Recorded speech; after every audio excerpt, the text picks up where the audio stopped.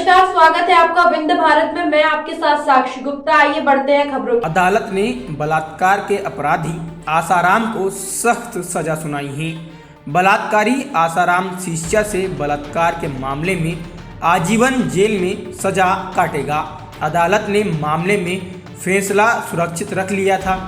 आज मंगलवार को अदालत ने रेप के दोषी आसाराम को उम्रकैद की सजा सुनाई। आसाराम की पूर्व शिष्या ने उसके आश्रम में रहने के चलते उसके साथ आसाराम की हैवानियत बयां की थी। पीड़िता ने आसाराम पर गुरु पूर्णिमा के दिन उसके साथ बलात्कार करने का आरोप लगाया था। मुकदमा दर्ज किए जाने के 9 साल से ज़्यादा समय बाद अदालत ने अब दोषी को सख्त सजा सुनाई है। आपको बता दें कि राजस्थान में स्थित आश्रम में आसाराम की हमस का शिकार बनी लड़की ने 2013 में बलात्कार का केस दर्ज कराया था। आसाराम को वीडियो लिंक के माध्यम से अदालत में पेश किया गया। आसाराम को ट्रायल में भी वीडियो कॉन्फ्रेंसिंग के माध्यम से ही पेश किया जाता रहा है। खराब सेहत और सूरत की चिकित्सालय में भर्ती होने की वजह से आसाराम की पत्नी अदालत में उपस्थित नहीं थी। आसाराम की बेटी के वक्त पर भी नहीं पहुंचने के कारण अदालत को फैसला सुनाने में इंतजार करना पड़ा। अदालत में वकीलों के अतिरिक्त किसी को आने की अनुमति नहीं दी गई थी। आसाराम ने अपने खिलाफ लगे आरोपों को षड्यंत्र करार दिया। जोधपुर में पॉक्सो एक्ट के तहत आसाराम के खिलाफ मुकदमा दर्ज होने के बाद सूरत की पीड़िता सामने आई और उसने 1997 से 2006 के बीच अहमदाबाद स्थित आश्रम में अपने साथ हुए जुल्म को उजागर करते हुए शिकायत दर्ज कराई। पीड़िता की छोटी बहन ने नारायण साईं पर यौन शोषण के आरोप भी लगाए थे। ये घिनौनी करतूत उजागर होने से पहले आसाराम की देश में काफ़ी इज्जत थी और देश के बड़े बड़े नेता उसके दरबार में हाजिरी लगाने आया करते थे। बड़े नेता ही नहीं बल्कि बड़े बिजनेसमैन, बॉलीवुड स्टार और अलग अलग क्षेत्रों से जुड़े कई नामी लोग आसाराम बापू का सानिध्य पाकर खुद को धन्य समझते थे। काफ़ी समय तक आसाराम बापू देश दुनिया में छाए रहे, मगर उसके बाद जब उनके घिनौने कामों का खुलासा होना शुरू हुआ तो उन्हें जेल की काल कोठरी में अपनी बाकी जिंदगी बिताने पर मजबूर होना पड़ा। आसाराम बापू के घिनौने कामों का खुलासा होने के बाद हर कोई हैरान रह गया था। पुख्ता सबूत होने के कारण उन्हें उम्रकैद की सज़ा सुनाई गई। अब एक और मामले में आसाराम को उम्रकैद की सज़ा सुना दी गई है। जेल की सीखचों में कैद होने के बाद आसाराम बापू अभी तक न जाने कितनी बार शीर्ष अदालत से जमानत पाने की कोशिश कर चुका है, मगर उसकी हर कोशिश नाकाम साबित हुई। बड़े से बड़े वकीलों की मदद भी आसाराम बापू को जेल से बाहर निकालने में कामयाब नहीं हो सकी। आसाराम बापू पहले ही उम्रकैद की सज़ा काट रहे हैं और आज गांधीनगर की अदालत ने भी उन्हें सज़ा सुना दी है। जानकारों का मानना है कि आसाराम बापू का अब जेल से बाहर आना काफ़ी मुश्किल है। आपको बता दें, आसाराम बापू का जन्म पाकिस्तान के सिंध प्रांत में हुआ था। 1941 में पैदा होने वाले आसाराम बापू का असली नाम आसुमल हरपलानी है। उन्होंने सिर्फ 4वीं कक्षा तक ही पढ़ाई की है। देश के बंटवारे के समय आसाराम बापू का परिवार पाकिस्तान से भारत आ गया और उनके परिवार ने गुजरात के अहमदाबाद में डेरा जमाया। पाकिस्तान से आने के बाद आसाराम के पिता ने लकड़ी और कोयले का व्यापार शुरू किया, लेकिन आसाराम का मन इस व्यापार में नहीं रमा। पिता के निधन के बाद परिवार की जिम्मेदारी आसुमल पर आ गई।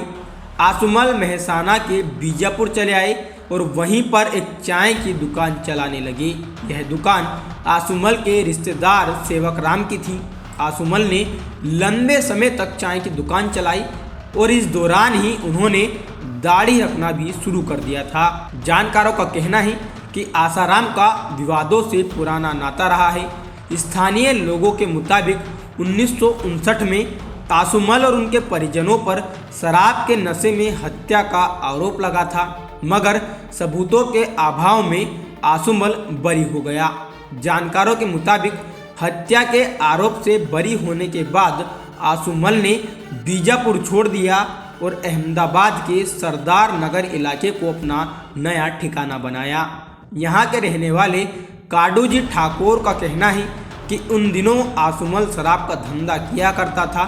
3-4 साल बाद शराब का धंधा करने के बाद आसुमल ने यह काम छोड़कर दूध की दुकान पर नौकरी शुरू कर दी, मगर बाद में यह काम भी छोड़ दिया। कुछ समय बाद आसाराम बापू खुद को कच्छ के संत लीला शाह का अनुयायी बताने लगे। बाद में इस बात का खुलासा भी हुआ कि आसाराम बापू भले ही खुद को संत लीला शाह का अनुयायी बताते रहे हों, मगर संत लीला शाह ने उन्हें कभी अपना शिष्य बनाया ही नहीं। बाद में आसाराम के भक्तों ने दावा किया कि लीला शाह के आश्रम में ही उन्हें आसाराम बापू का नाम मिला था। इसके बाद वे आसुमल हरपलानी की जगह आसाराम बापू के नाम से जाने जाने लगे। आसाराम बापू का नाम मिलने के बाद उन्होंने खुद को संत के रूप में स्थापित करने की कोशिशें शुरू कर दी। 70 के दशक में उन्होंने अहमदाबाद के मोटेरो में साबरमती नदी के किनारे अपना पहला आश्रम स्थापित किया। धीरे धीरे उनके आश्रम में भक्तों की भीड़ जुटने लगी और गुजरात में उनका प्रभाव बढ़ने लगा। आश्रम में परोसा जाने वाला खाना भी भक्तों के लिए बड़ा आकर्षण था। अहमदाबाद में आश्रम खोलने के बाद आसाराम बापू ने जल्द ही गुजरात में अपना प्रभाव काफ़ी बढ़ा लिया। आश्रम में भक्तों के ओर से काफ़ी चढ़ावा भी आने लगा, जिसके फलस्वरूप आसाराम बापू ने गुजरात में कई स्थानों पर अपने आश्रम बना लिए। इसके साथ ही आसाराम के आश्रमों में कई तरह की चीज़ों की बिक्री भी शुरू हो गई। आश्रमों की संख्या बढ़ने के साथ ही आसाराम बापू के अनुयायियों की संख्या में भी काफ़ी तेज़ी से बढ़ोतरी हुई। 90 के दशक तक आसाराम के अनुयायियों में कई बड़े चेहरे भी शामिल थे। गुजरात के बाहर भी आसाराम बापू के अनुयायियों की संख्या काफ़ी ज़्यादा थी और उनके आश्रम खोले जाने लगे। यहाँ तक कि विदेशों में भी आसाराम बापू का प्रभाव दिखने लगा। आसाराम का प्रभाव बढ़ने और उनके अनुयायियों की संख्या बढ़ने के साथ ही उनके आश्रमों की संख्या में भी काफ़ी तेज़ी से बढ़ोतरी हुई। देश के अलग अलग स्थानों पर बापू के 400 से अधिक आश्रम खुल गए। अनुयायियों की ओर से दिल खोलकर दान दिए जाने के कारण आसाराम ट्रस्ट के पास अरबों की संपत्ति जुट गई। 2016 में किए गए एक आकलन के मुताबिक आसाराम बापू ट्रस्ट की कमाई 10,000 करोड़ से अधिक आंकी गई थी। आसाराम बापू के आश्रमों में गुरुकुल नाम से स्कूल भी खुल गया, जिसमें काफ़ी संख्या में लोगों ने अपने बच्चों को पढ़ाई करने के लिए भी भेजा। गुरुकुल में ही बच्चों के खाने और रहने की व्यवस्था भी की जाती थी। लंबे समय तक आसाराम बापू ने सफ़ेद चोले में भक्तों को धोखा दिया, मगर धीरे धीरे उनकी कलई खुलने लगी।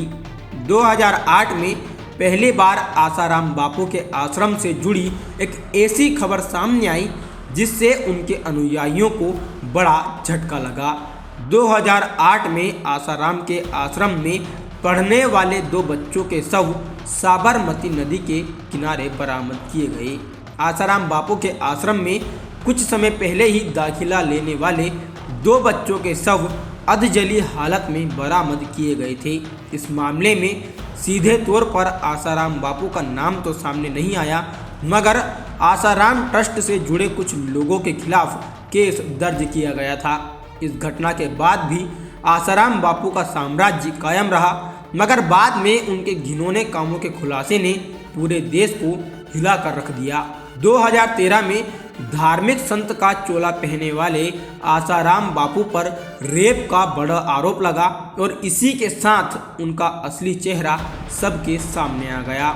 उत्तर प्रदेश की रहने वाले एक लड़की के माता पिता ने आसाराम बापू पर बलात्कार का बड़ा आरोप लगा दिया। यह लड़की आसाराम बापू के छिंदवाड़ा स्थित आश्रम में पढ़ाई करने के लिए गई थी। आरोप लगाए जाने के बाद इस नाबालिग लड़की का मेडिकल टेस्ट किया गया, जिसमें आरोप सही साबित हुए। इस खबर के प्रसारित होने के बाद सफ़ेद चोला पहनने वाले आसाराम बापू के अनुयायियों को बड़ा धक्का लगा। इस मामले की सुनवाई जोधपुर की अदालत में हुई। आसाराम बापू ने खुद का बचाव करने के लिए कई बड़े वकीलों की मदद ली, मगर सबूत के खिलाफ होने के कारण कोई भी आसाराम बापू का बचाव नहीं कर सका। इस मामले की सुनवाई के दौरान गवाहों पर हमले और कत्ल की खबरें भी मीडिया में सुर्खियां बनी रही। इस मामले में जोधपुर की अदालत ने 2018 में आसाराम बापू को दोषी ठहराया और उम्र कैद की सज़ा सुनाई। उम्र कैद की सज़ा सुनाई जाने के बाद आसाराम बापू की ओर से कई बार देश के शीर्ष अदालत में जमानत पाने की कोशिश की गई, मगर हर कोशिश नाकाम साबित हुई। आसाराम बापू के आश्रमों में तांत्रिक क्रियाएं किए जाने और 2008 में 2 बच्चों का कत्ल किए जाने का भी आरोप लगा। हालांकि इस मामले में तस्वीर पूरी तरह साफ नहीं हो सकी। सूरत की एक अदालत ने अप्रैल 2019 में आसाराम के बेटे नारायण साईं को भी दुष्कर्म के मामले में उम्र कैद की सज़ा सुनाई थी। आसाराम बापू को आज जिस मामले में उम्र कैद की सज़ा सुनाई गई है, वह मामला 2013 में दर्ज किया गया था। अहमदाबाद के चांदखेड़ा थाने में दर्ज FIR के मुताबिक आसाराम ने साल 2001 से लेकर 2006 के दौरान पीड़ित महिला के साथ कई बार दुष्कर्म किया था। इस मामले की सुनवाई गांधीनगर सत्र अदालत में चल रही थी। गांधीनगर सत्र अदालत के जज DK सोनी ने इस मामले में आसाराम बापू को दोषी ठहराने के बाद आज उन्हें उम्र कैद की सज़ा सुना दी। गांधीनगर की सेशन कोर्ट में आस्था की आड़ में अस्मत लूटने पर कड़ा रुख अपनाते हुए यह सज़ा सुनाई गई।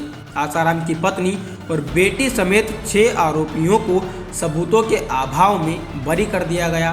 पीड़िता की छोटी बहन के साथ दुष्कर्म के मामले में आसाराम के बेटे नारायण साईं को भी पहले ही उम्र कैद की सजा सुनाई जा चुकी है। फिलहाल के लिए इतना ही। खबरों का सिलसिला लगातार जारी है, बने रहिए हमारे साथ। नमस्कार।